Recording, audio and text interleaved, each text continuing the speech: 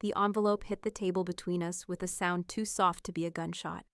But Alaric looked at it like I'd just armed a bomb in the middle of his dining room. His hand stilled over his coffee. His jaw tightened. And those slate-gray eyes, the ones that had looked through me for 3 years like I was furniture, finally locked onto mine with the kind of focus that made my pulse spike. "What is this?" His voice was low, controlled, the kind of calm that preceded violence in his world. I kept my hands folded in my lap so he wouldn't see them shake. Divorce papers. Silence. Not the empty kind we'd lived in for 1,000 days. This was different. This was the air before a storm. Thick and electric and dangerous. He didn't touch the envelope, didn't move at all except for the slight flex of his fingers against the table's edge. "You're filing for divorce." It wasn't a question, but I answered anyway. "Yes." My father's voice echoed in my head. "Leave him, and Cosima and Mireia pay for it." After 3 years of marriage. 3 years of a contract, I corrected. We both know the difference. His eyes narrowed, and I watched him do what he always did: calculate, assess, strategize. Alaric Moretti didn't react. He maneuvered. "You think I'll just sign this?" "I think you'll do what makes sense," I said carefully. "We were forced into this marriage. Neither of us wanted it. There's no reason to keep pretending." Pretending. He repeated the word like he was tasting it, testing its weight. Then he leaned back in his chair, and the shift in his posture was deliberate. A predator giving ground to study its prey. "Is that what you think we've been doing?" My throat tightened. I didn't know what game he was playing, but I knew better than to stumble into his traps. "I think we've been surviving an arrangement neither of us chose, and now I'm choosing to end it." Choosing. Another echo, but this one had teeth. "Interesting word, Serafina. Tell me, what else have you been choosing lately?" Ice slid down my spine. He knew something, or suspected something. I could see it in the way his gaze sharpened, in the dangerous stillness of his body. "I don't know what you mean." "Don't you?" He set his coffee down with deliberate precision. "You've been taking calls from the same number for 2 weeks. Late at night, early in the morning, always stepping out of the room, always coming back tense." My heart kicked hard against my ribs. He leaned forward, elbows on the table, and the intensity in his eyes pinned me to my chair. "I asked you last week who kept calling. You said it was nothing." I had said that. Standing in the hallway outside our bedroom at 2 in the morning, phone still warm in my hand, while he'd watched me from the doorway with an expression I couldn't read. "That was a lie," he said quietly. "It's none of your business." "You're my wife." The words came out hard and sharp. "Everything you do is my business." On paper only, I forced myself to meet his eyes even as my pulse hammered. "You made that very clear when you refused to touch me for 3 years. Something flickered across his face, too fast to name, but it looked almost like pain. "Answer the question, Serafina. Who have you been calling?" I thought of Cosima, of Mireia's small hand in mine, the last time I'd seen her, 6 months ago. Her dark eyes wide with fear she was too young to understand. Of my father's cold smile when he'd said, "If you leave Alaric, you'll never see them again." "A friend," I said. "A friend." His laugh was sharp and humorless. "You don't have friends. Your father made sure of that when he isolated you before handing you over to me." He wasn't wrong. Ambrose had spent years cutting me off from everyone who might have helped me. But he'd underestimated Cormac, a legal aid attorney I'd met during my compliance certification, who'd believe me when no one else had. "I'm entitled to a private life." "Not when you're planning to divorce me." Alaric stood, and the room suddenly felt smaller. He moved around the table with the kind of controlled grace that came from years of violence and power, and stopped just close enough that I had to tilt my head back to hold his gaze. "Not when you're making secret calls to another man in the middle of the night. I'm not having an affair." "Then what are you doing?" I held his stare and made a calculation. If I told him about Cosima and Mireia, he'd either use them as leverage or dismiss the threat entirely. If I stayed silent, he'd assume the worst. And a jealous Alaric was unpredictable, so I gave him a third option: partial truth as misdirection. "I'm planning to disappear," I said quietly. "The calls are to someone who's helping me set up a new life, new city, new identity. Somewhere your world and my father's world can't touch me. If he thought I was running from him, he wouldn't look for who I was running toward. His jaw tightened. You think you can just vanish? I think I have to try. For a long moment, he didn't move, didn't speak, just stared at me like he was seeing me for the first time in 3 years. Then his phone buzzed. He pulled back just enough to glance at the screen, and I watched his expression shift from dangerous focus to cold fury in the space of a heartbeat. We're not done, he said flatly. Then he straightened, grabbed his jacket from the back of his chair, and headed for the door. Where are you going? He paused in the doorway without turning around. To deal with a problem, don't leave this apartment, Serafina.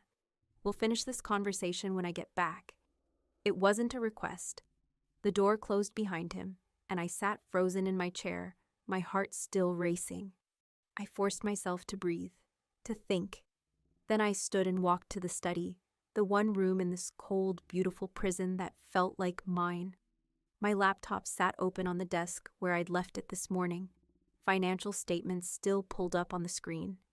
Habit made me scan the numbers even now. I'd been reviewing one of Alaric's legitimate holding companies, the kind of front operation that looked clean on paper but existed to wash money through layers of corporate structure. And there it was, the same discrepancy I'd noticed yesterday, a wire transfer authorization with a signature that didn't quite match. The pressure points were wrong. Too much ink on the downstroke of the R, not enough on the tail of the second T. Someone had forged Alaric's signature to move $2 million into a shell account I didn't recognize. I could tell him. Should tell him, maybe. But knowledge was leverage, and I had so little of that in this marriage. I closed the file and pulled out my phone instead. It buzzed in my hand before I could dial. Cormac. Appointment confirmed. Thursday, 2 p.m. Specialist agreed to the cover story. Second opinion consultation for Maria's hearing loss. Your father's schedule shows he'll be in Boston Wednesday night through Friday morning. Window is tight but clean. Thursday, 2 days from now. My father would be 300 miles away, focused on whatever deal had taken him to Boston. Cosima could take Maria to the appointment without suspicion. The specialist, one of Cormac's contacts, would create documentation showing follow-up tests were needed. By the time Ambrose realized they weren't coming back, they'd already be relocated to the safe residence Cormac had arranged. It was clean, quiet, no war, no blood. Exactly what I needed. I typed back, understood, confirmed transport arrangements. Then I walked to the window and looked down at the street below. Alaric's car was long gone, flanked by the security convoy that followed him everywhere. My reflection stared back at me from the glass, pale, composed, afraid. I'd spent 3 years being invisible in this marriage, a ghost in Alaric's cold, beautiful world. It was time to see if I could stay invisible long enough to save the only family I had left. And if Alaric's jealousy got in the way, I'd deal with that too.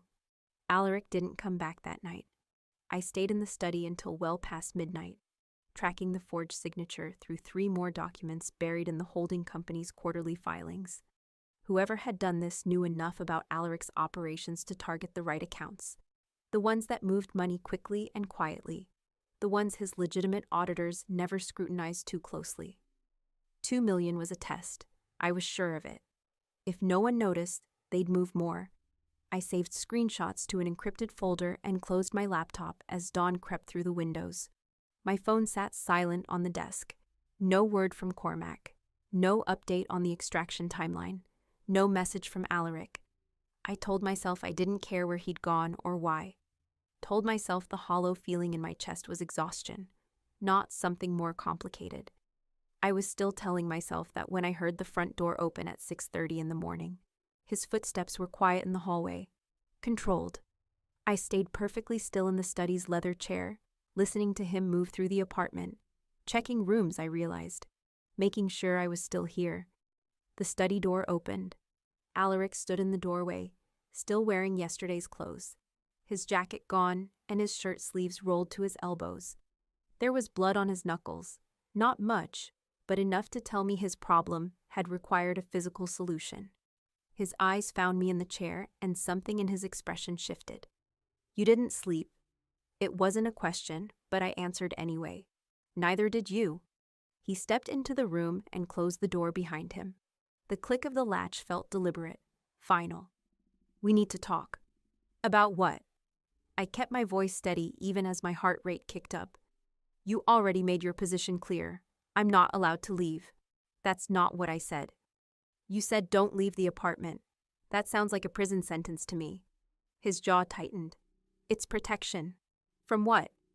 From making a mistake you can't take back. He moved closer, and I forced myself not to retreat. You think you can just disappear into some new life with a new identity?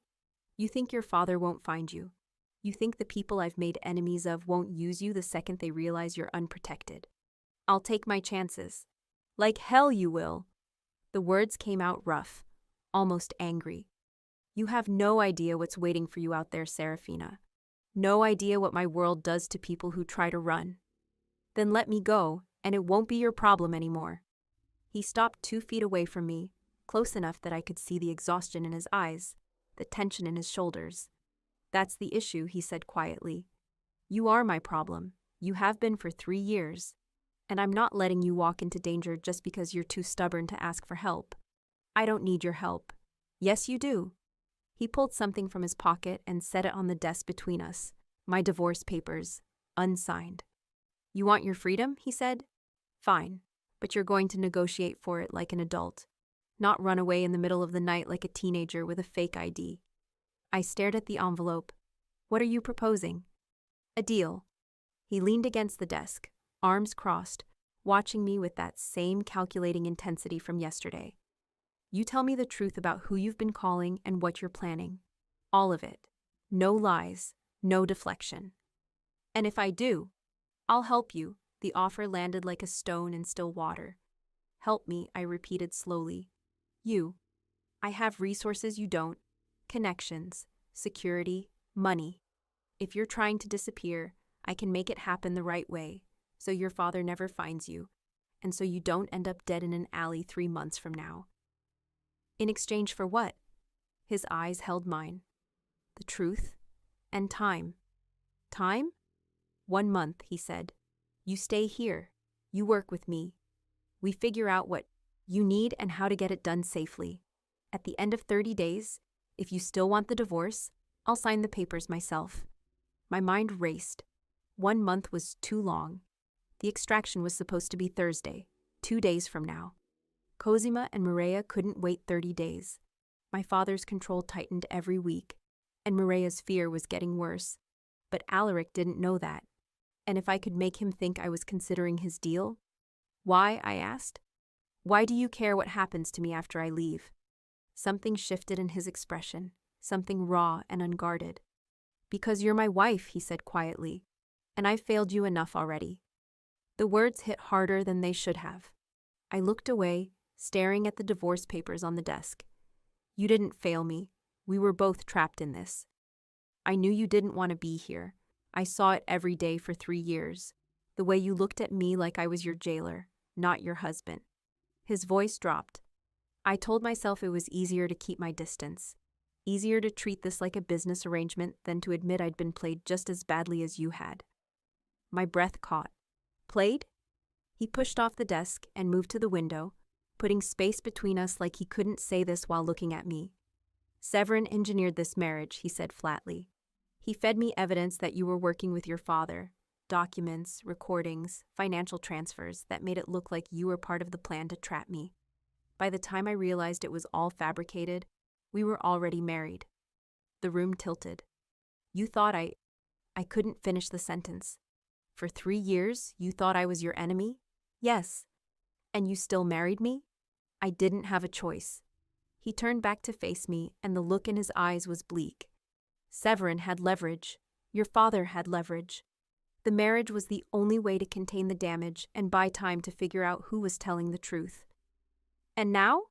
Now I know you weren't part of it. His gaze held mine. I've known for 6 months, since I finally got my hands on the original documents and saw how they'd been altered. 6 months. He'd known the truth for 6 months and never said a word. Why didn't you tell me? Because by then, you'd already learned to hate me. His voice was quiet, controlled. And I didn't know how to fix 3 years of cold silence with an apology. I stood slowly, my legs unsteady. So instead you just kept pretending? I kept trying to figure out how to undo the damage without making it worse. He moved closer, and I saw something in his face I'd never seen before. Vulnerability. Every time I thought about touching you, I remembered that you flinched the first time I came near you on our wedding night. Every time I thought about explaining, I remembered the way you looked at me like you were waiting for me to hurt you. I wasn't waiting for you to hurt me, I said. I was waiting for you to care. The words came out, sharper than I intended, but they were true. His expression cracked. I did care. I do care. That's the problem. That's not a problem, Alaric. That's called being human. Not in my world. He stopped close enough now that I could see the exhaustion and something darker underneath. Want, maybe, or regret. In my world, caring about someone makes them a target, makes them leverage. I thought if I kept my distance, if I didn't let anyone see that you mattered, you'd be safer. Safer, I repeated. I've spent 3 years in a gilded cage, afraid to speak, afraid to leave, afraid to even want more. How is that safe? It kept you alive. It kept me invisible. I met his eyes. There's a difference. For a long moment, neither of us moved. The air between us felt charged, dangerous. Then my phone buzzed on the desk. We both looked at it. The screen lit up with Cormac's name. Alaric's expression shuddered. That's him. Yes. Answer it, he said quietly. Let me hear what this man has to say to my wife in the middle of a conversation about our marriage. It was a test. I knew it was a test. But I also knew that if I refused, his jealousy would spiral into something I couldn't control. I picked up the phone and answered. Not a good time. Emergency. Cormac's voice was clipped, professional. Your father moved up his Boston trip. He's leaving tonight instead of Wednesday. We need to move the appointment to tomorrow morning, 10 a.m. instead of Thursday afternoon. Can your contact make it work on short notice? My stomach dropped. Tomorrow morning? His flight leaves at 8 tonight. That gives us a clean window. He'll be wheels up before dinner and tied up in meetings until Friday.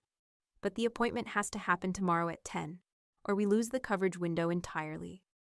Tomorrow, Wednesday, less than 24 hours from now. I'll confirm and call you back, I said. Make it fast. If he changes his schedule again. I know. I ended the call before Alaric could hear more. He was watching me with an expression I couldn't read. Emergency? A scheduling conflict. For your disappearing act? I hesitated. The lie was right there, easy and safe. But something about the conversation we'd just had, about his admission that he'd thought I was his enemy for 3 years, about the vulnerability in his voice when he'd said I do care, made me reconsider.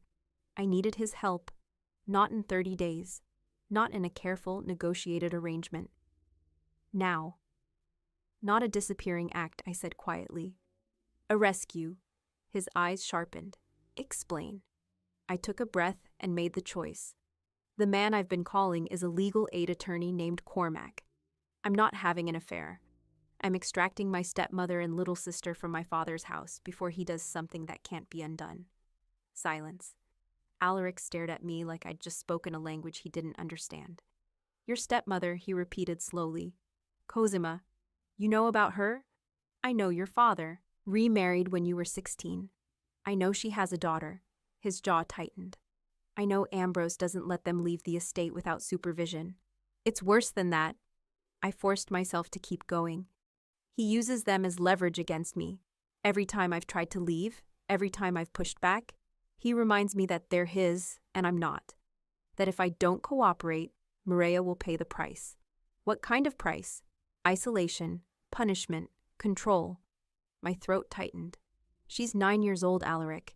She shouldn't even know what fear feels like, but she does, because my father has spent years making sure she understands that her safety depends on my obedience. His hands curled into fists at his sides. And Cosima? Cosima loves her daughter more than anything, but she's trapped just like I was. No money, no connections, no legal standing. She's not Mireia's biological mother. My father made sure the adoption was never finalized. In the eyes of the law, she has no rights. So you've been planning to get them out. For 18 months, I met his eyes. The medical cover, the specialist appointment, the timing, it's all designed to look routine. Cosima takes Mireia for a second opinion on her hearing loss, while my father is out of town. They don't come back. By the time he realizes they're gone, they're already relocated with new documentation and legal protection. And the man you've been calling handles the logistics. He's been arranging everything, the specialist, the safe residence, the legal framework to make sure my father can't claim parental rights or force them back. Alaric was quiet for a long moment, his expression unreadable. Then he said, "When?" "Tomorrow morning, 10 a.m. My father's leaving for Boston tonight instead of Wednesday." The window moved up. "Less than 24 hours. Yes." He turned away, pacing to the window, and I watched the tension in his shoulders as he processed what I'd just told him. "This is why you wanted the divorce," he said finally. "You thought if you were legally separated from me, your father couldn't use my world as another layer of control." "Partly," I swallowed. "And partly because I can't stay married to someone who looks at me like I'm furniture." He flinched. Actually flinched. He stopped. Started again.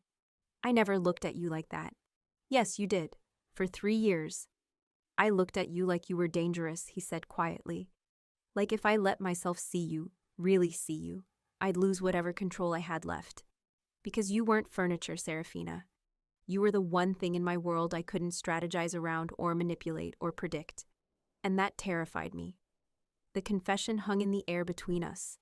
I didn't know what to say, didn't know how to reconcile this version of Alaric, raw, honest, almost fragile, with the cold, distant man I'd lived with for 1,000 days. I almost told him about the forged signatures then, almost pulled out my laptop, and showed him the evidence of someone bleeding his accounts. But something held me back. Not mistrust exactly, but caution. If someone in his organization was stealing from him, I needed to map the full extent before making accusations. One piece of evidence wasn't enough, not yet. "Tomorrow morning," he said, turning back to me. "You need clean transport, professional documentation, security in case your father notices sooner than expected. Cormac is a legal aid attorney working on limited resources." Alaric's voice sharpened into something familiar, command. "I have a private medical transport service, a network of specialists who owe me favors, and enough security infrastructure to make sure your father doesn't get within 100 miles of them once they're out."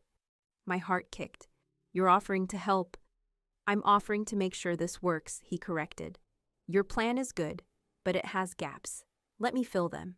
"Why?" "Because you were right." He moved closer, and the intensity in his eyes pinned me in place. "You deserve to be seen, and so do they." I wanted to argue, wanted to tell him I didn't need his help, that I'd planned this myself and could execute it alone. But that would be pride talking. And pride didn't protect 9-year-olds from men like my father. "What do you need from me?" I asked. "Details, timeline, Cormac's contact information." He pulled out his phone. "And trust. Can you give me that?" Could I? 3 years of silence. 3 years of cold distance and unspoken accusations. But also, his admission that he'd been wrong. His vulnerability when he'd said, "I do care." The blood on his knuckles from whatever problem he'd handled last night. And the way he was looking at me now, not like furniture, not like an enemy, like a partner. "Yes," I said, "I can give you that." His expression shifted into something that might have been relief. "Then let's get to work." We worked through the morning like soldiers preparing for battle. Alaric made calls from the study while I pulled up every document Cormac had sent me over the past 18 months. Appointment confirmations, specialist credentials, safe residence lease agreements, legal guardianship frameworks. I spread them across the desk and started auditing. It took me less than 10 minutes to find the first problem. "The specialist medical license," I said, interrupting Alaric mid-conversation with whoever was on the other end of his phone. "It's current, but it was issued in Massachusetts. He can't legally practice in New York without additional certification." Alaric covered the phone. Meaning if my father challenges the appointment records, any halfway competent attorney will catch that the consultation happened outside the specialist's licensed jurisdiction. It invalidates the cover." His eyes sharpened. Can you fix it? I can find someone licensed in both states. I was already pulling up the medical board database. Give me 20 minutes. He nodded once and went back to his call. I heard him say something about transport logistics and secure routes while my fingers flew across the keyboard. 15 minutes later, I had 3 candidates. Cross-referenced their publications, patient reviews, and professional networks. Eliminated 2 for timing conflicts. The third, Dr. Sarah Voss, pediatric audiologist with dual state licensing and a practice in Manhattan, had availability and a spotless record. I called Cormac. Change of plans, I said when he answered. We need a different specialist. The original choice has a licensing gap that could expose the cover. There was a pause. You're sure? I've been doing compliance auditing for 3 years, Cormac. I'm sure. All right, who's the replacement? I gave him Dr. Voss's information, watched him pull up her credentials in real time, and heard the moment he realized I was right. How did you catch this? He asked. Because it's what I do. I glanced at Alaric, who was watching me now with an expression I couldn't quite read. Send me the updated appointment confirmation once you have it. And Cormac, how did you know about my father's schedule change so fast? My contact in his office, Cormac said. His executive assistant. She's been helping us track his movements for months. She called me last night as soon as the travel booking changed. I felt Alaric's attention sharpen even though he was still on his own call. Is she safe? I asked quietly. She's careful, and she has her own reasons for wanting to see him taken down a few notches. Cormac's voice softened. We're going to make this work, Serafina. Tomorrow morning, Cosima and Mireia walk out of that house, and they don't go back. I know, I said. And for the first time in 18 months, I actually believed it. I ended the call and looked up to find Alaric off his phone, arms crossed, leaning against the bookshelf. You just rebuilt the entire extraction plan in 15 minutes, he said. I fixed one gap. That's not rebuilding. You caught something a legal aid attorney with 18 months of preparation missed. He moved closer, and there was something in his expression, respect maybe, or fascination. What else have you been fixing while I wasn't paying attention? I thought about the forged signatures, the shell accounts, the quiet bleeding of his empire that no one else had noticed. A few things, I said carefully. Show me. It wasn't a request, but it also wasn't a command. It was somewhere in between, an offer to let me prove what I was worth.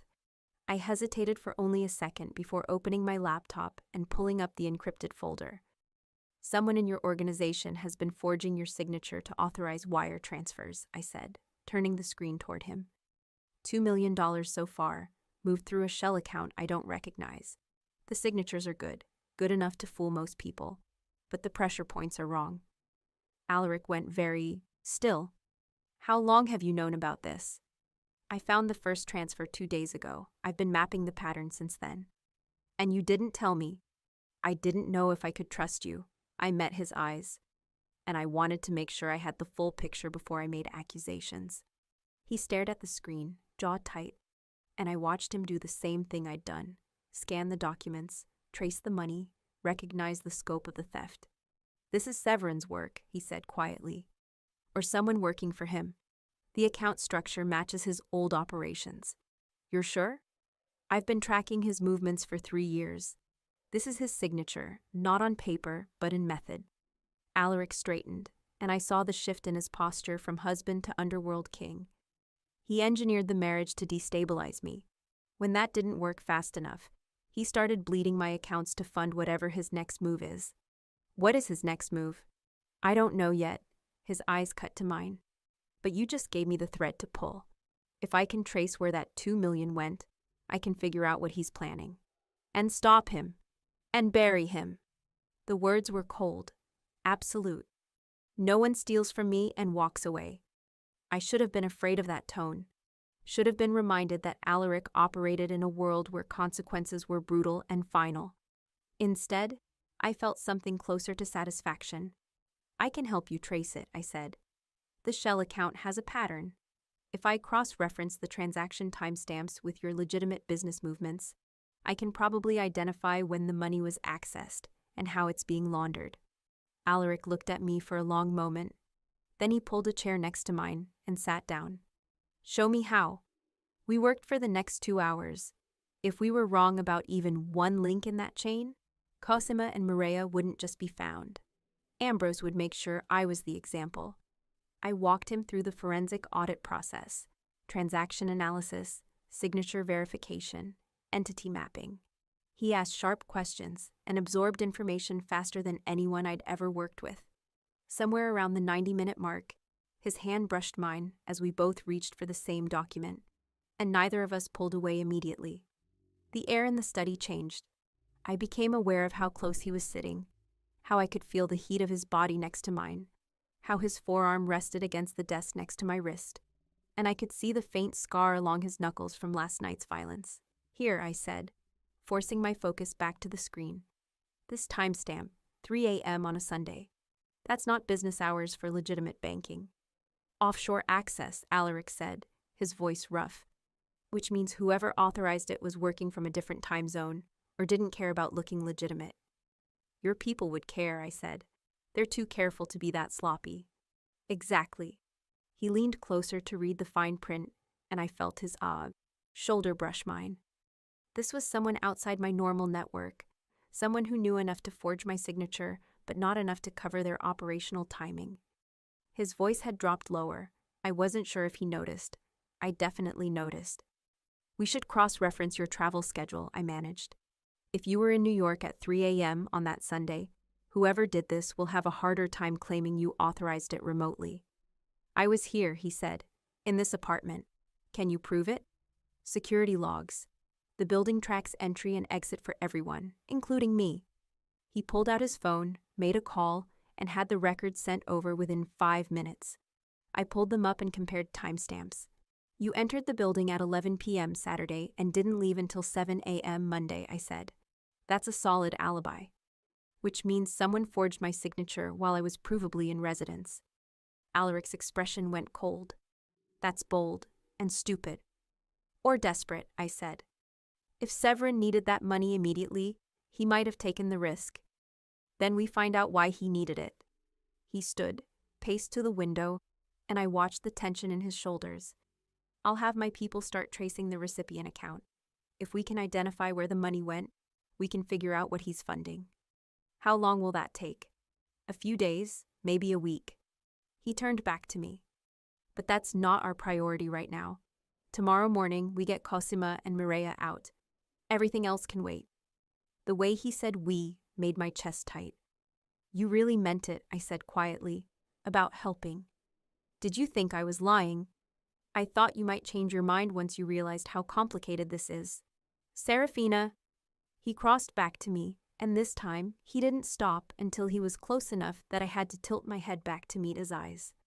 I've spent 3 years keeping you at arm's length because I thought you were part of the trap. Now that I know you weren't, do you really think I'm going to let you face your father alone? I'm not alone. I have Cormac. Cormac is a good man doing his best with limited resources. Alaric's voice was quiet but absolute.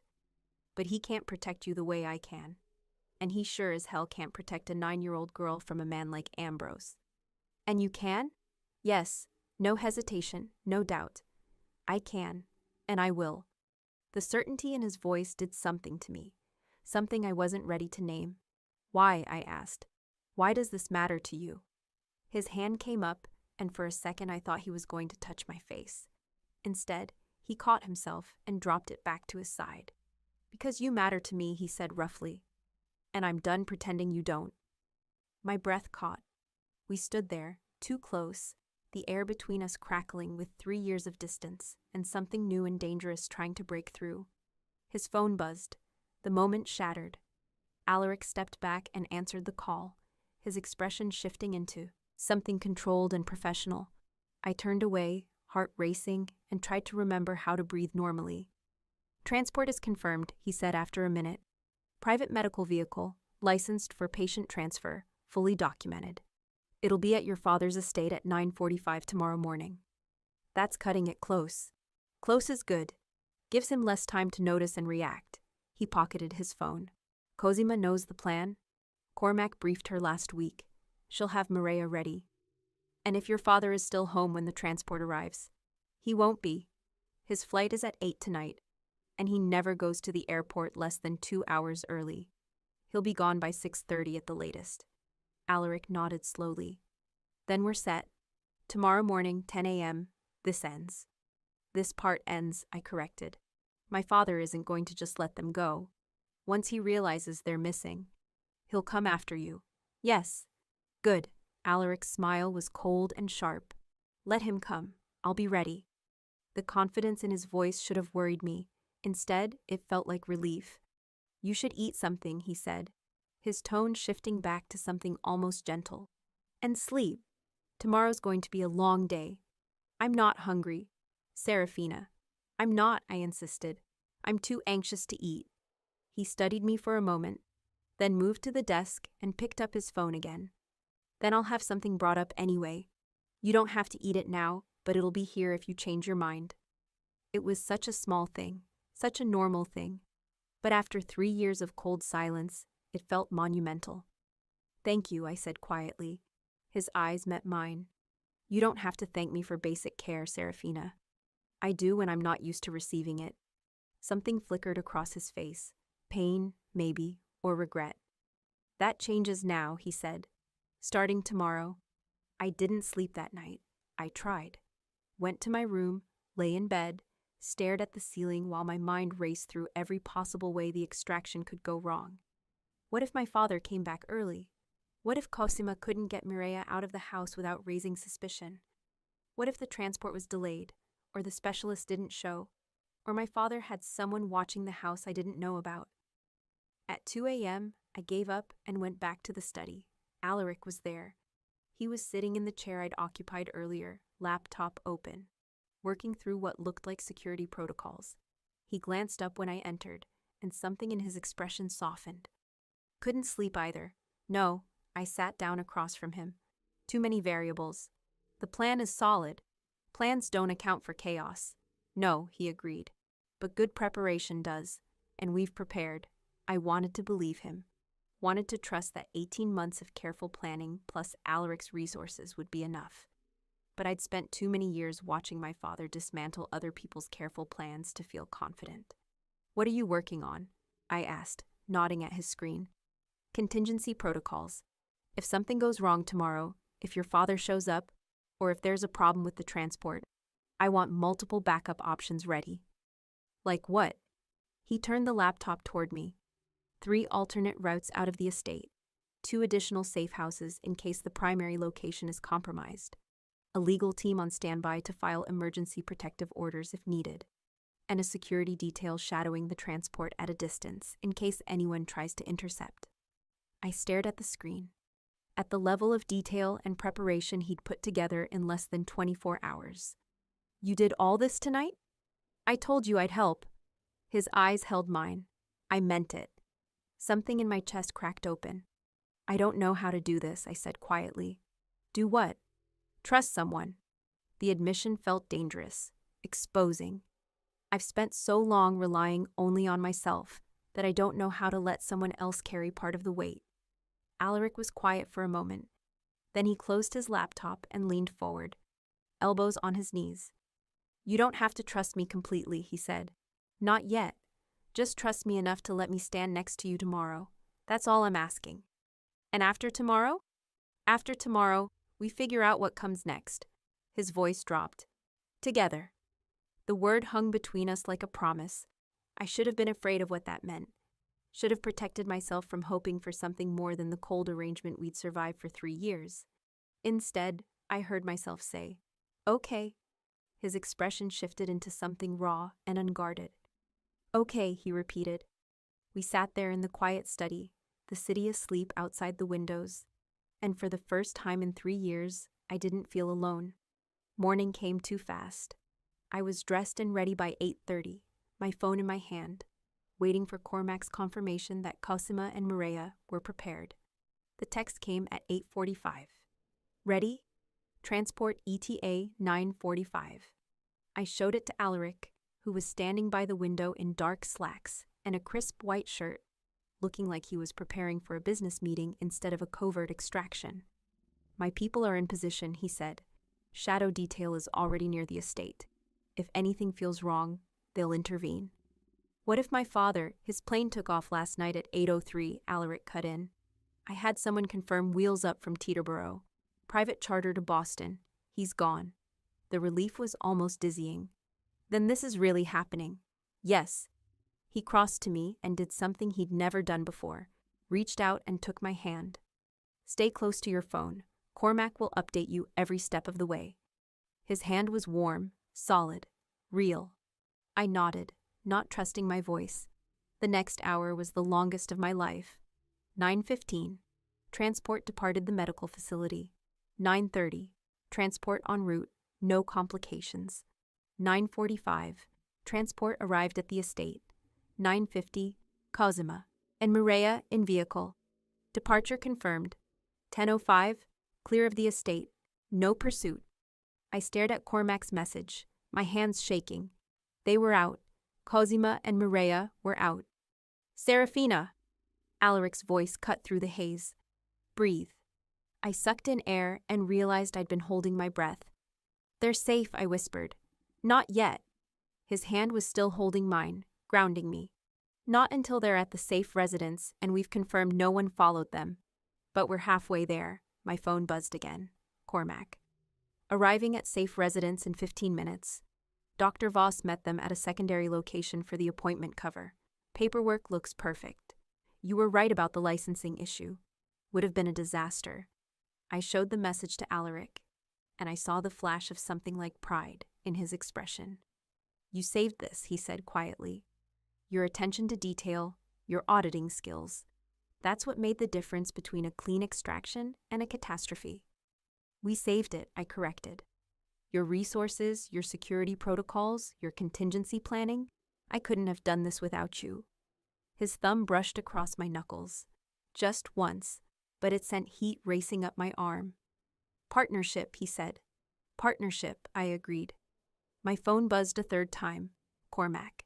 They're inside, secure. Mireia is asking for you. My throat tightened. Can I see them? I asked Alaric. Not yet. Not until we're sure your father hasn't figured out they're gone. He must have seen something in my face because his expression softened. Give it 24 hours. Let Cormac make sure there's no immediate retaliation. Then I'll take you to them myself. You will. You think I'm going to let you go alone? He stepped closer, and suddenly the air felt thinner. After everything we just did to get them out safely, you think I'd let you walk into potential danger without backup? I just thought, stop thinking I'm going to abandon you the second this crisis is over. His voice was rough, almost fierce. I told you, you matter to me. That doesn't have an expiration date. We were standing too close again. Close enough that I could see the flecks of silver in his gray eyes. Close enough that I could feel the tension radiating off him. Alaric. The door to the study slammed open. We both spun. One of Alaric's men stood in the doorway, breathing hard, his expression grim. We have a problem, he said. Severin just moved 20 men to the Brooklyn waterfront. It's a show of force, and we intercepted communications. He's coordinating with someone. We think it's Ambrose. My stomach dropped. They're working together? Looks that way, the man confirmed. Severin mobilized within 30 minutes of your extraction. That timing isn't coincidence. Alaric's hand tightened on mine for just a second before he let go and shifted into command mode. How does Severin know about the extraction? We think there's a leak in our security network. Someone who knew about the operation and reported it. The man's jaw was tight. We're running down the list now, but it means Severin knew we were making a move, and he created a distraction. Alaric's voice went cold. Smart. And dangerous. He turned to his man. Lock down the building. No one in or out without my direct authorization. Double the security on this floor. And get me eyes on Severin's position. I want to know what he's planning before he makes his next move. The man nodded and disappeared. Alaric turned back to me, and I saw the shift in his eyes, from partner to protector. You're staying here, he said, where I can keep you safe. What are you going to do? What I should have done 6 months ago. His voice was cold, final. I'm going to end Severin before he ends me. Alaric, no. He cut me off, but there was something almost gentle in the way he said it. This is my world, Serafina. My fight. You've been brave enough for one day. Let me handle this. I'm not afraid of him. I know you're not. But I am. He reached out and touched my face. Just once. His palm against my cheek. His thumb brushing my jaw. I'm afraid of what he'll do if he gets his hands on you, and I won't let that happen. The touch sent electricity through every nerve.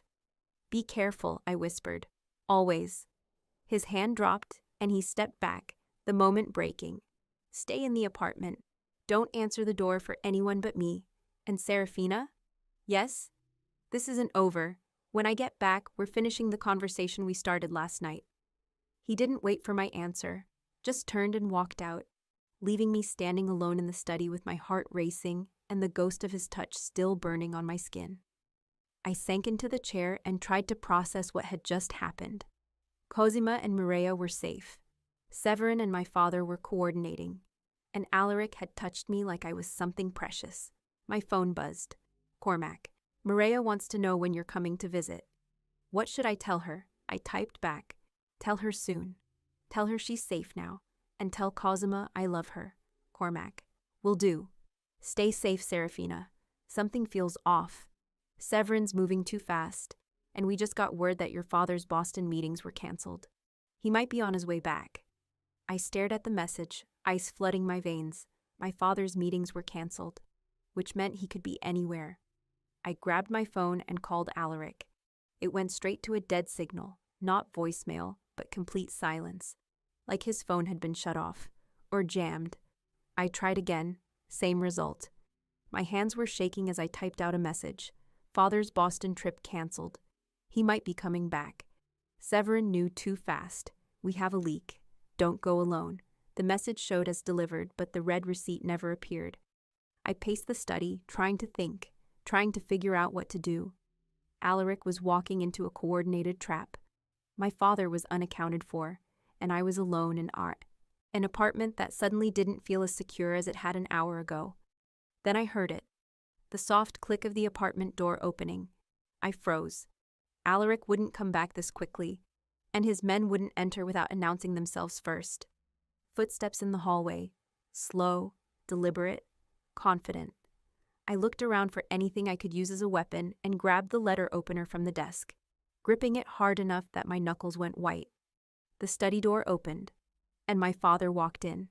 He looked exactly as he always did. Impeccably dressed in a charcoal suit, silver hair perfectly styled, expression calm and controlled. But there was something in his eyes that made my blood run cold. Satisfaction. Hello, Serafina, he said quietly. I believe we need to have a conversation about theft. I didn't lower the letter opener. My father's eyes flicked to the makeshift weapon in my hand, and something like amusement crossed his face. Really, Serafina? You think a letter opener is going to protect you from me? It'll do enough damage to make you reconsider whatever you're planning. I kept my voice steady even as my pulse hammered. How did you get in here? The same way I've gotten into every locked room in my life. I made sure I had the key long before I needed it. He stepped further into the study, closing the door behind him with a soft click. Severin has been very generous with his resources, building access codes, security schedules, even the names of Alaric's most flexible employees. So there was a mole, and Severin had given my father the access he needed. What do you want? I asked. I want to know why you thought you could steal from me. My stomach dropped. I don't know what you're talking about. Don't you? He moved to the desk, picked up a folder I hadn't noticed before, and opened it. Inside were photographs, Cosima and Mireia getting into the medical transport. The timestamp read 9:50 a.m. this morning. You extracted my wife and her daughter from my home under the cover of a medical appointment. That's theft, Serafina, of my family, of my property. The way he said property made me want to be sick. They're not your property, I said. They're human beings, and Mireia is terrified of you. Mireia is a child who needs discipline and structure, something her mother has been too soft to provide. His voice was calm, cold. But that's about to change. I'm bringing them back. Today. No, you're not. I'm sorry. He looked at me like I'd just said something incomprehensible. Did you just tell me no? Yes. I forced myself to stand straighter, to meet his eyes without flinching. You're not getting them back. They're safe. They're protected. And if you try to go after them, you'll lose everything, he laughed. Actually laughed. And how exactly do you plan to stop me? You have no money, no connections, no legal standing. You're Alaric's wife in name only. He's made it very clear over the past 3 years that you mean nothing to him. Things change. Not that much. He set the folder down and moved closer. Let me explain how this works. You're going to tell me where Cosima and Mireia are. You're going to call whoever helped you arrange this ridiculous extraction and tell them to bring my family back. And then you're going to come home with me and accept the consequences of your actions. Or what? Or I'll make sure Alaric knows exactly what kind of woman he married. His smile was thin and cruel. I'll show him the real evidence, not Severin's fabrications, but actual proof of your involvement in the marriage trap. The offshore accounts you opened, the communications you had with Severin's people, the payments you received. My blood went cold. That's not real. It will be by the time my attorneys are done with it. He pulled out his phone and showed me a screen full of documents, bank statements with my name, emails with my address, wire transfers with my signature. Forgery is remarkably easy when you have the right resources. And unlike Severin's clumsy attempts 3 years ago, mine will hold up under scrutiny. I stared at the fabricated evidence and felt the trap closing around me. He'd planned this, every move, every contingency. You can't, I can, and I will. He pocketed his phone. Unless you do exactly what I say. Bring Cosima and Mireia back, come home, and we'll forget this ever happened. My mind raced. If I refused, he'd destroy me in Alaric's eyes with forged evidence that looked real enough to convince anyone who didn't know better. If I agreed, Cosima and Mireia would go back to a life of fear and control, and I'd never escape. There had to be a third option. And then I saw it. You made a mistake, I said quietly. Excuse me. You made a mistake. Actually, you made several. I set the letter opener down on the desk and opened my laptop. You see, I've spent the past 3 years doing forensic compliance work. I know how to spot forged documents. And your fabrications? They're good, but they're not perfect. His expression shifted. Just slightly, but enough to tell me I'd hit a nerve. The offshore accounts, I continued, pulling up my own files. The ones you're claiming I opened? They show a 2022 creation date, but they're using a Swift code format that didn't exist until the banks completed their international system upgrade in 2023. That's impossible. The codes are completely incompatible with pre-upgrade infrastructure. Any forensic analyst will catch it in 30 seconds. I turned the screen toward him and watched him go very still. The emails, I said, pulling up another file. The metadata shows they were sent from an IP address registered to one of your shell companies, Meridian Holdings specifically. Not my personal devices, not any computer I've ever touched. Any competent digital forensics team will trace that IP back to your network in less than an hour. You're bluffing. I'm not. And you know, I'm not. Because you know what I do. You know what I'm good at. I leaned forward. You made the same mistake Severin made when he tried to frame me 3 years ago. You assumed Alaric wouldn't look closely enough to see the fabrication. But I will, and I'll make sure he does too. I'll dismantle every single piece of your forgery and show him exactly how you tried to manipulate him. Again, my father's jaw tightened. That doesn't change anything. I still have leverage. Cosima and Mireia are protected by an emergency protective order that was filed 30 minutes ago. I showed him my phone, a text from Cormac with a screenshot of the court filing. The moment they reached the safe residence, my attorney filed for emergency protection based on credible threat of harm to a minor. The order prohibits you from contacting them, approaching them, or attempting to remove them from their current location. That won't hold. I'm Mireia's legal guardian. No, you're not anymore. I pulled up another document, one Cormac had sent me last week, but I hadn't fully processed until now. Cosima filed for legal guardianship of Mireia 18 months ago. It's been pending in family court, but as of 9 a.m. this morning, based on the extraction evidence, documented pattern of control, and credible threat assessment, the judge granted emergency temporary guardianship, while the full case proceeds. It's enough to keep Mireya safe and in Cosima's care. The rest we'll handle in court with proper representation. I watched the color drain from his face. You can't. I already did. I stood up and faced him across the desk. And here's what's going to happen next. You're going to walk out of this apartment. You're going to withdraw any claims to Cosima and Mireya. And you're going to leave us alone. Or I'll give Alaric everything I found. I gestured to my laptop.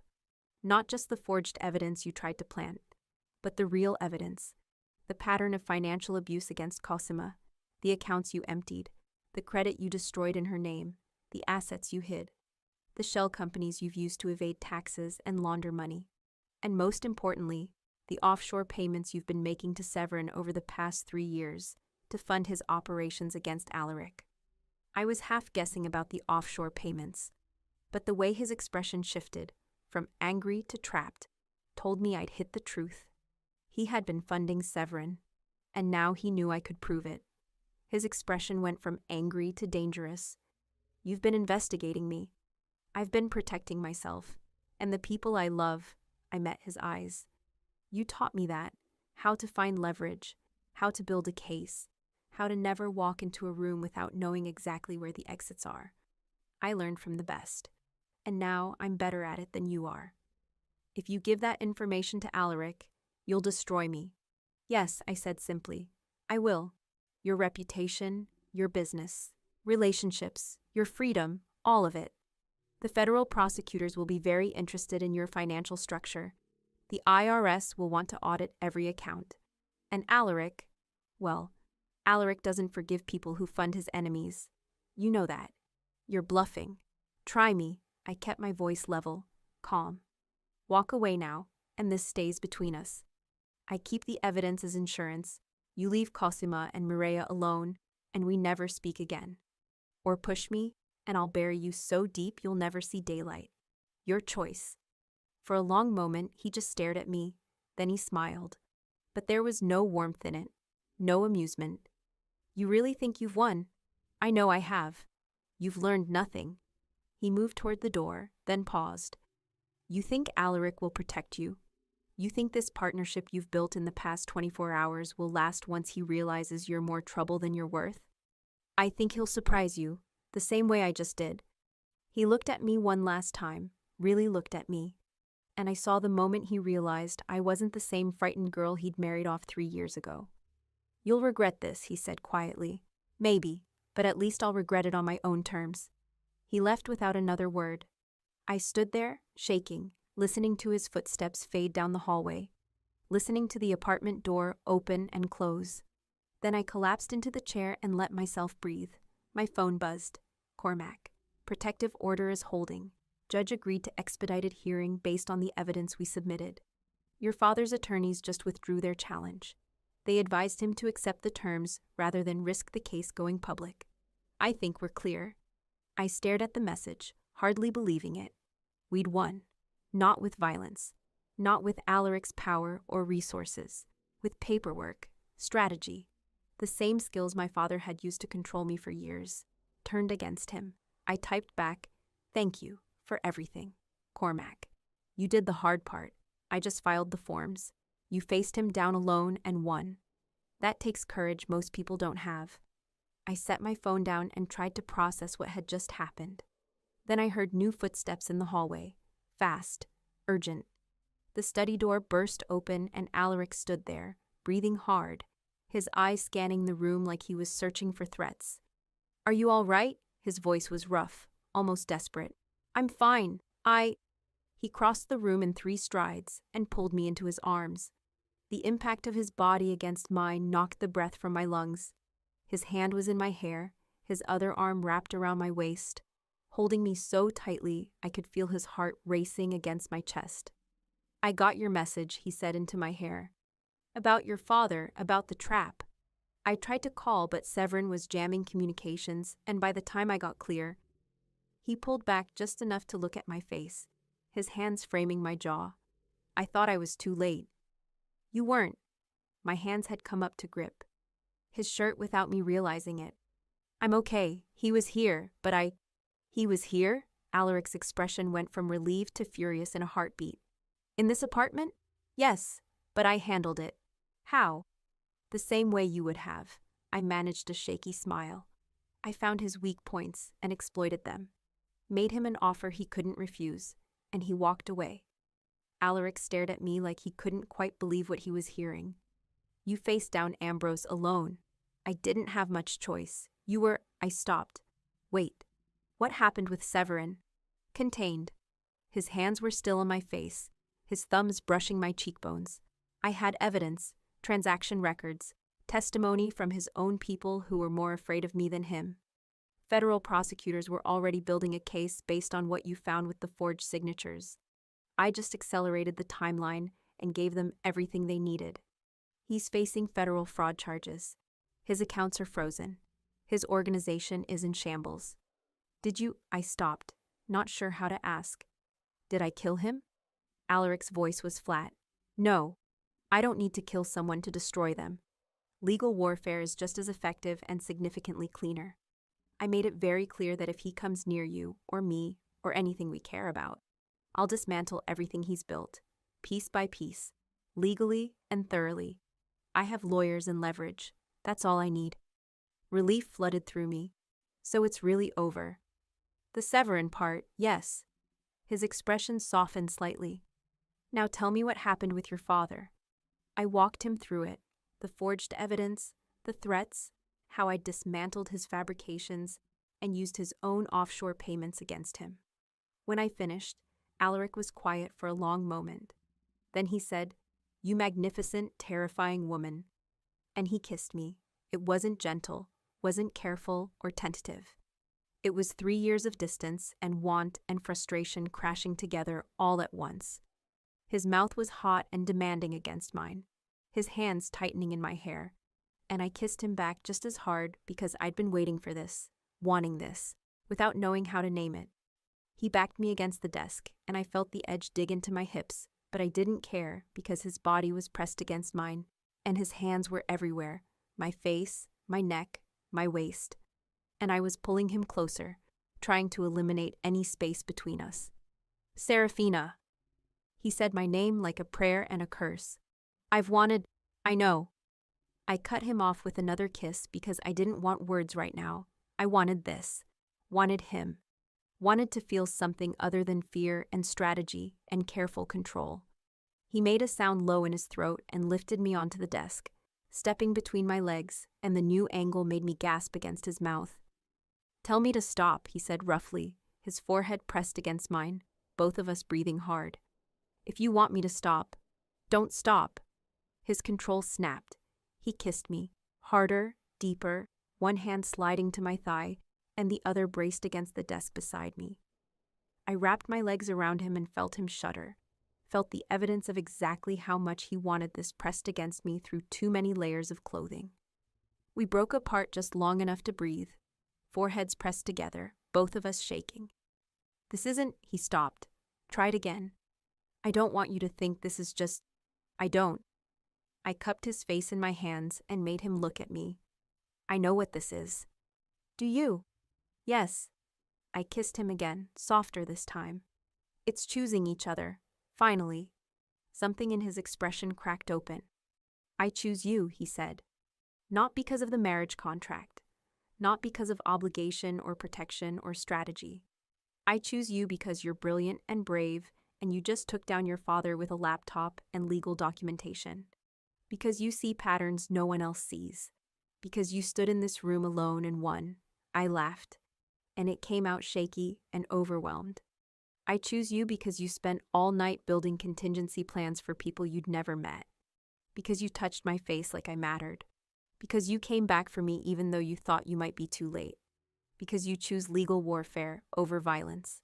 He kissed me again, and again, until I lost track of where one kiss ended and the next began. His phone buzzed. We both ignored it. It buzzed again. Alaric, I managed. They can wait. What if it's about Severin? He made a frustrated sound and pulled back just enough to check his phone. His expression shifted as he read the message. What is it? I asked. The mole. We found him. His voice was cold. Severin's inside man was one of my building security supervisors. He's been feeding Severin information for 8 months, including the extraction plan. Does he know we found him? Not yet. My people have him contained. Alaric's eyes met mine. I need to handle this, but I'm not leaving you alone again. I'll come with you. Serafina, I'm coming with you, I said firmly. Partnership, remember? You don't get to protect me from the hard parts anymore.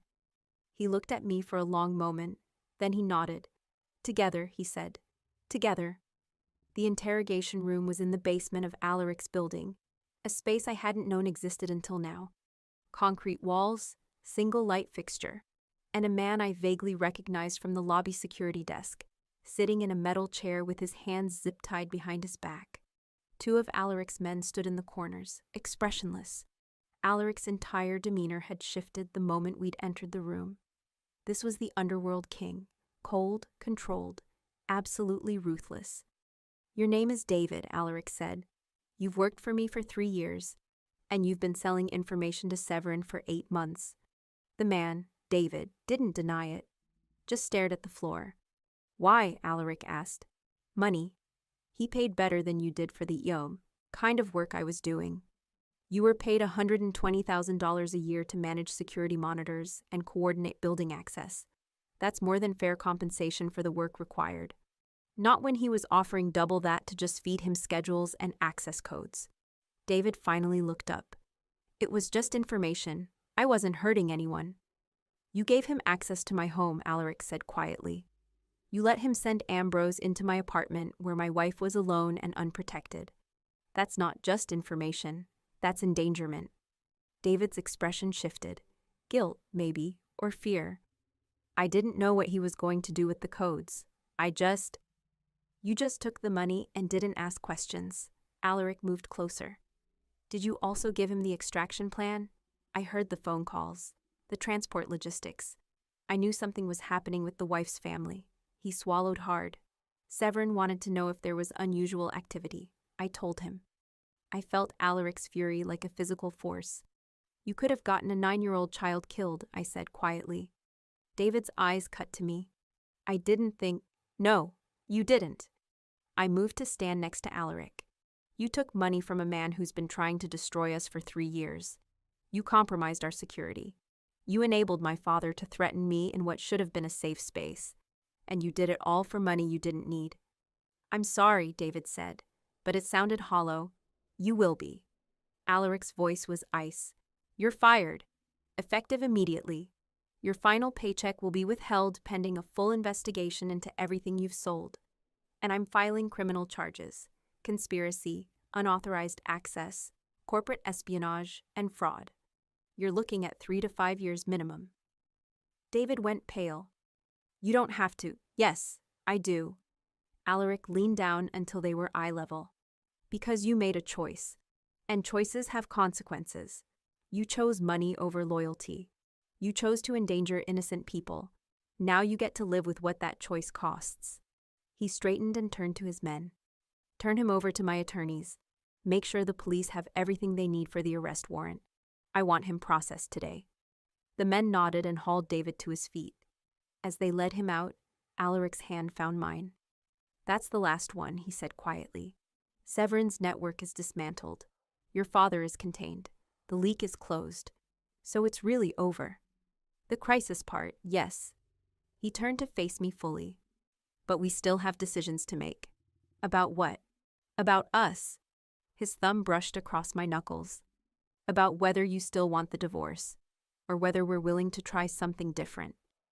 My heart kicked hard against my ribs. What kind of different? A real marriage, he said. Not the trap we were forced into. Not the cold silence we survived. Something we choose, together. Built on partnership and trust, and the fact that we work better together than we ever did apart. I looked at him, at this man who'd protected people he'd never met, who'd spent 3 years punishing himself for believing a lie, who'd kissed me like I was the answer to a question he'd been asking for years. I don't want the divorce, I said. His expression shifted into something raw and hopeful. You're sure? Yes, I stepped closer. But I need things to be different. I need to matter, I need to be seen. I need you to let me stand next to you instead of behind you.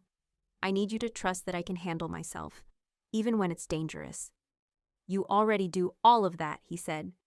You have from the moment you slid those divorce papers across the table and refused to back down. You've shown me exactly who you are, and I want all of it. The brilliance, the courage, the way you see things no one else sees.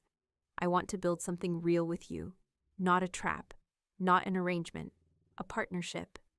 Then we try, I said. We try to build something real. He kissed me again, softer this time, but no less intense. I can work with that, he said against my mouth. 24 hours later, Alaric drove me to the safe residence where Cosima and Mireia were staying. It was a modest brownstone in Park Slope. Quiet, residential, nothing that would draw attention. Cormac met us at the door, his expression warm. They've been asking about you non-stop, he said to me, especially Mireia. She's been drawing pictures for you all morning. My throat tightened. Are they okay? They're safe, they're processing, and they're stronger than I expected. He smiled slightly. Cosima is already talking about next steps, long-term plans, what she wants to do now that she has choices again. She reminds me of you.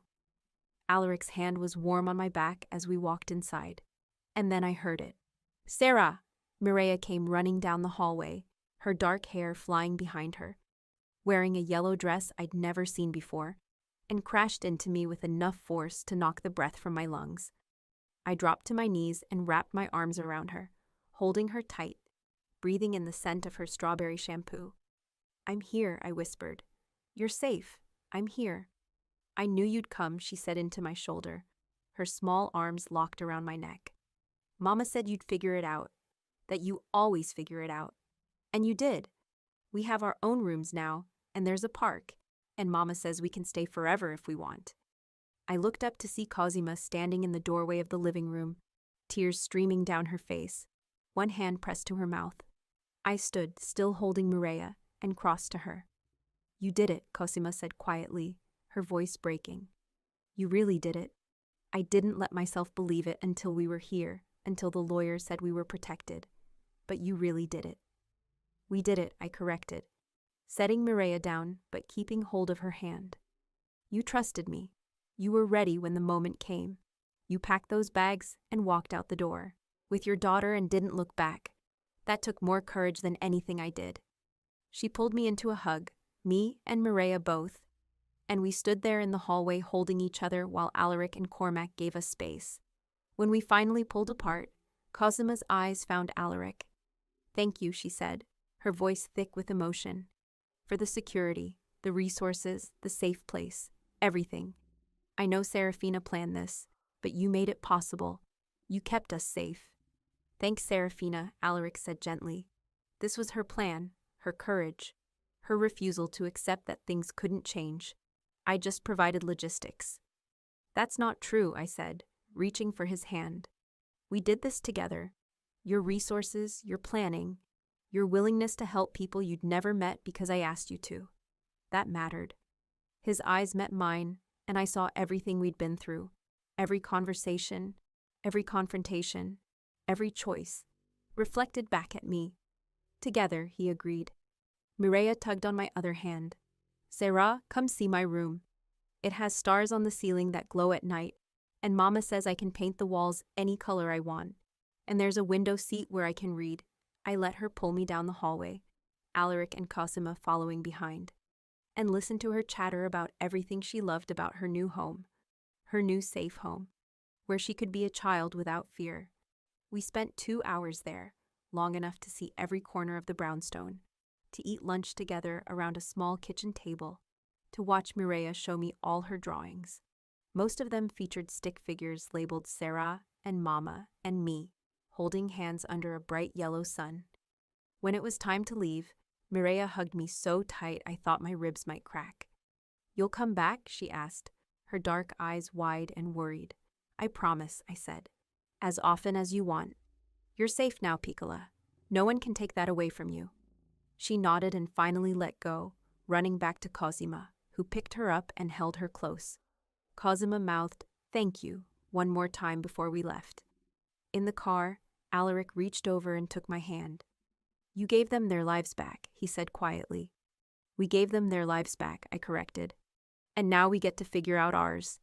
He brought my hand to his lips and kissed my knuckles. I liked the sound of that. 3 weeks later, I sat in Alaric's study, our study now, really, reviewing the final documentation. The emergency protective order had been made permanent. Cozima's temporary guardianship of Mireia had been approved pending the final hearing, which was scheduled for next month. My father's offshore accounts had been frozen pending federal investigation, and his attorneys had strongly advised him to accept a settlement rather than risk criminal prosecution for tax evasion and financial fraud. Severin was facing multiple federal fraud charges. His organization was in shambles, his assets seized, and several of his former associates had turned state's evidence in exchange for reduced sentences. Alaric had made it abundantly clear through legal channels that any retaliation would result in consequences Severin couldn't survive. David, the building security mole, had been arrested and charged. He'd already accepted a plea deal, 3 years in federal prison in exchange for full cooperation and testimony against Severin. It was over, really over. Alaric came up behind me and set a cup of coffee on the desk, made exactly the way I liked it, with too much cream and a hint of cinnamon. You've been staring at those documents for an hour, he said, his hands coming to rest on my shoulders. They're not going to change. I know. I just keep waiting for the other shoe to drop, for my father to find a loophole, or for Severin to make bail, or for something to go wrong. There is no other shoe. He turned my chair toward him and crouched down so we were eye level, his hands warm on my thighs. It's done. You're safe. Cosima and Mireia are safe. Your father knows that if he comes near any of you, I'll bury him and his reputation so deep he'll never recover. And Severin is going to spend the next decade fighting legal battles he can't win. You're sure? I'm sure. His hand came up to cup my face. You don't have to be afraid anymore, Serafina. You don't have to look over your shoulder or plan 3 moves ahead just to survive. You get to live now. Really live. I leaned into his touch. I don't know how to do that. I've spent so long just surviving that I don't know what living looks like. Then we'll figure it out together. He smiled. That real smile. The one that transformed his whole face. We have time. No more crises. No more emergencies. Just time to build something good. What does that look like? Whatever we want. He stood and pulled me to my feet, his arms wrapping around my waist. You could work with me. Use your forensic skills to clean up my operations. Make sure no one else is bleeding accounts or forging signatures. God knows I need someone with your eye for detail. You want me to audit your entire organization? I want you to do whatever makes you happy. His expression was serious now. If that's working with me, excellent. If it's going back to school or starting your own firm or doing something completely different, I'll support it. For the first time in your life, you get to choose what you want. No pressure, no threats, no leverage, just choice. I looked at him, at this man who'd learned to see me, to value me, to stand beside me instead of in front of me. I want to stay, I said. I want to work with you, build something together. Use what I'm good at to make your world cleaner and safer. I want to be your partner in business and in life. You're sure? Yes. I reached up and pulled him down for a kiss. I'm choosing you. I'm choosing this. On my own terms. Not because I'm trapped. Not because I'm afraid. But because this is what I want. He smiled, against my mouth. Then let's get to work. And we did. 6 months later. The study had become ours in a way I still wasn't used to. My compliance folders stacked beside Alaric's security briefs. My annotated transaction maps pinned next to his legal strategy board. Partnership made a room feel different. Less like a command center, more like a home that happened to be dangerous. I was mid-review on a quarterly audit report when the front door opened and a bright voice echoed down the hall. Sarah, Mireia came flying into the study like the world had never taught her to be careful. Cosima followed a few steps behind, carrying shopping bags and wearing the kind of relaxed expression I used to think only existed in movies. We got supplies, Mireia announced, dumping a bag on the desk with dramatic importance. For my collage. A collage? I asked. pushing my files aside before she could glue a case summary to a piece of construction paper. "It's about our new life," she said, already pulling out glitter like it was a weapon. "Mama said I can put anything in it. The park, the brownstone, you, and Alaric, and the sun, and maybe a dog." Cozima's smile softened as she watched her daughter. She's been planning it for a week. Waiting until Sunday dinner was apparently unacceptable. "Waiting is boring," Mireya declared. Then she leaned closer and lowered her voice, like this was confidential. "Also, I wanted Sarah to help me pick the right colors." I stood and hugged Cosima. She felt different, stronger. Not because life had become easy, but because she finally had choices. She'd started working with a nonprofit that helped women navigate protective orders and custody disputes. Sometimes she called it paper rescue. Sometimes she just called it justice. "We're not interrupting, are we?" she asked. "Never," I said honestly. "You're family." Mireya looked up at me with instant certainty. "See? I told Alaric that." As if summoned by his name, the apartment door opened again. I heard Alaric's voice in the hallway, sharp with business. Then it softened as soon as he stepped into the study and saw all of us. "I'll call you back," he said into his phone. He pocketed it and took in the glitter spread across my desk like a crime scene. "I see I'm walking into something serious." "We're making a collage," Mireya informed him. "And you're in it." Alaric blinked once, like he had to reset. Then his expression eased into something warm. "I'm honored." "You're navy blue," she added, narrowing her eyes at him. "Because you said it's sophisticated." "It is sophisticated," he agreed. And I watched her decide she liked him again. Cosima greeted him, and he kissed her cheek with a gentleness that still surprised me sometimes. Then he came to me, hands settling at the small of my back like it belonged there, and kissed me like he didn't care who was watching. Mireya made an exaggerated gagging sound. Still gross. "Let her be dramatic," I told Alaric. And he actually laughed. We spent the next hour helping Mireya plan her collage, without letting her drown the entire desk in glue. Cosima told us about a case she'd won that morning, an emergency order that got a woman and her 2 kids into a safe house. "I thought you'd like to know," she said quietly. It felt familiar. "It felt like proof," I said, throat tight, "that it keeps multiplying." When they finally left, the apartment went quiet again, but not empty, just calm. Alaric and I cleaned up stray glitter in comfortable silence, and then he paused, holding a piece of navy paper between his fingers. "She called us family," he said. "She meant it," I replied. His gaze shifted to mine, unguarded. "I didn't grow up with this," he admitted. "Art projects, favorite colors, people deciding you matter because you showed up." I stepped closer and slid my arms around his waist. "Then you get it now." He held me for a moment, like he was learning how to accept something soft without suspecting it was a trap. In the kitchen, we made dinner together, moving around each other with that quiet choreography we'd built over months.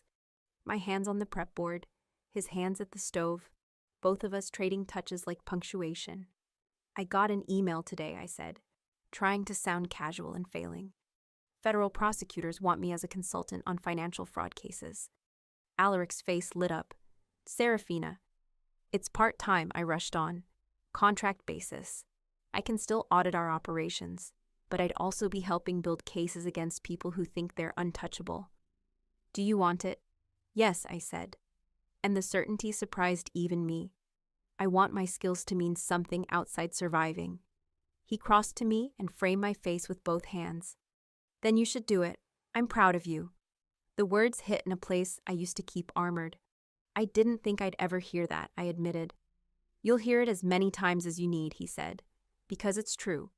Later, we sat on the couch with the city lights burning beyond the windows, his arm around me, my head on his shoulder, and for once my mind wasn't running contingency plans. "Are you happy?" he asked quietly. I thought of Cosima laughing in my study, Mireya's glitter-covered certainty, a permanent order with my father's signature on it, Severin's case files sealed and moving through the courts, a life that belonged to us because we chose it. "Yes," I said. "I'm happy," he kissed my temple. "Good. Because I plan to keep choosing you." I tilted my face up to his. "Then don't stop." He smiled against my mouth.